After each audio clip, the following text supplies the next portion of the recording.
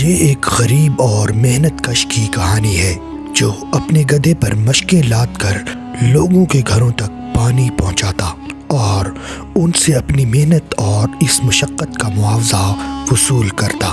سب اسے ماشکی کہتے تھے۔ یہ بیچارہ اس کام سے اپنا اور اپنے کنبے کا پیٹ بمشکل ہی بھر پاتا، لیکن کوئی دوسرا ذریعہ معاش اس کی سمجھ میں نہیں آتا تھا، اس لیے برسوں سے یہی کام کیے جا رہا تھا۔ ایک طرف یہ ماشکی صبح سے دن ڈھلنے تک یہ کام کرتے ہوئے تھک جاتا تھا، تو دوسری طرف اس کا گدھا بھی مشکوں میں بھرے ہوئے پانی کو ڈھوتے ڈھوتے نڈھال ہو جاتا تھا۔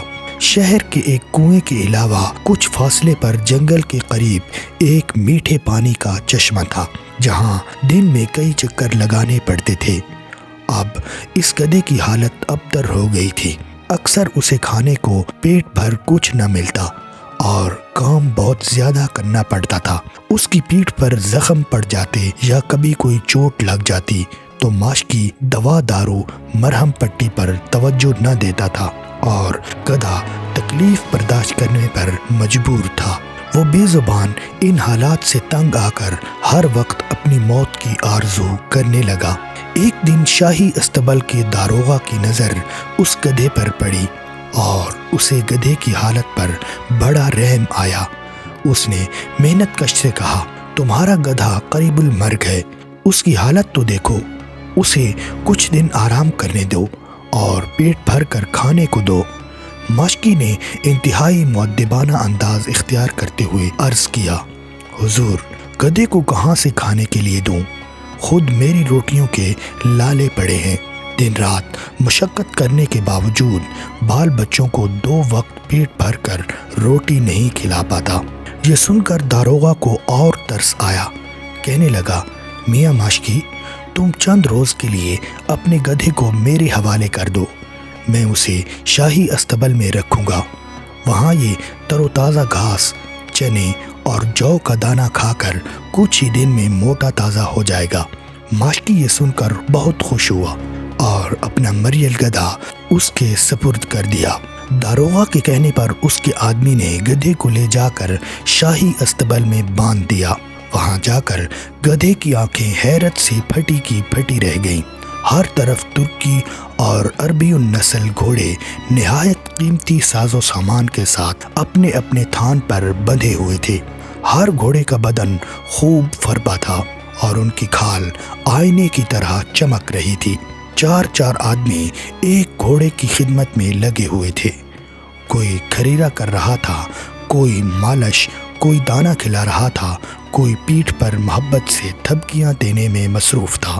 پھر گدھے نے یہ بھی دیکھا کہ گھوڑوں کے تھان نہایت صاف ستھرے ہیں، لید کا نام و نشان تک نہیں۔ لوہے کی بڑی بڑی ناندوں میں ہری ہری گھاس، جو اور چنا بھیگا ہوا ہے۔ یہ دیکھ کر گدھے نے اپنی تھوتنی اٹھائی اور خدا سے فریاد کی، یا الہی، یہ کیا تماشا ہے؟ بے شک میں گدھا ہوں، لیکن کس جرم کی پاداش میں میرا برا حال ہے اور کس لیے میری پیٹھ زخموں سے بھری ہوئی ہے؟ کیا میں تیری مخلوق نہیں ہوں؟ کیا تو نے مجھے پیدا نہیں فرمایا؟ اور کیا تو میرا رب نہیں ہے؟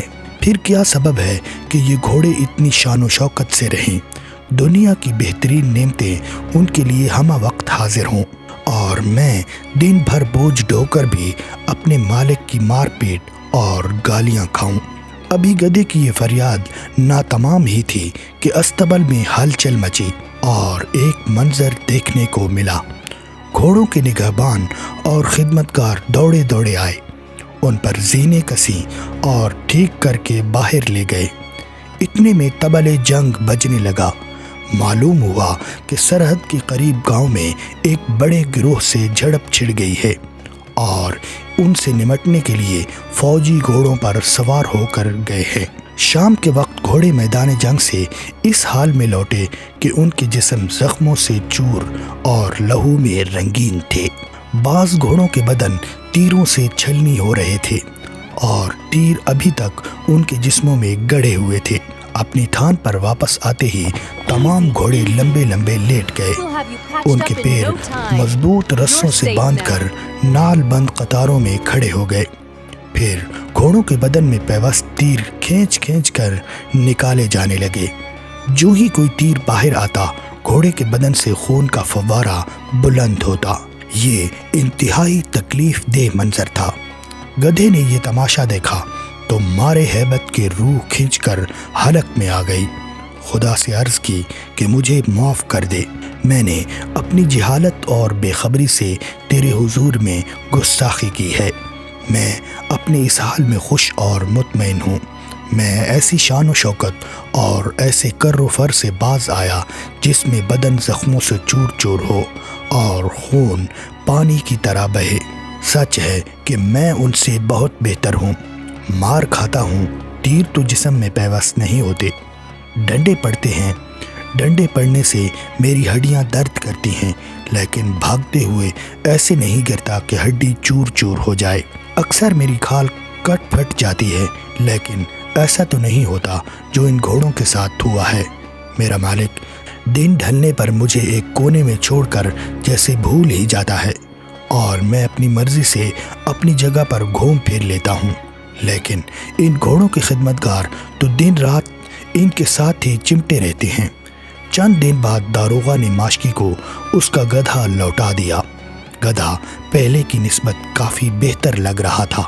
اس کے مالک نے سوچا کہ اس کا سبب اچھی خوراک اور آرام و سکون ہے، مگر گدھا جانتا تھا کہ استبل میں رہ کر اسے جن نعمتوں کے ساتھ اپنی حیثیت اور مقام کا جو احساس ہوا ہے وہ یہ سب دیکھنے سے پہلے کبھی نہیں ہوا تھا۔ اس کہانی سے ہمیں یہ سبق ملتا ہے کہ خداوند کائنات کی اس دنیا میں ہر جاندار کا ایک مقام اور مرتبہ رکھا گیا ہے۔ جو جہاں ہے وہیں عافیت اور چین سے ہے، جبکہ ہمیں ہر چیز کی ظاہری زیب و زینت دیکھ کر اس کی آرزو نہیں کرنا چاہیے۔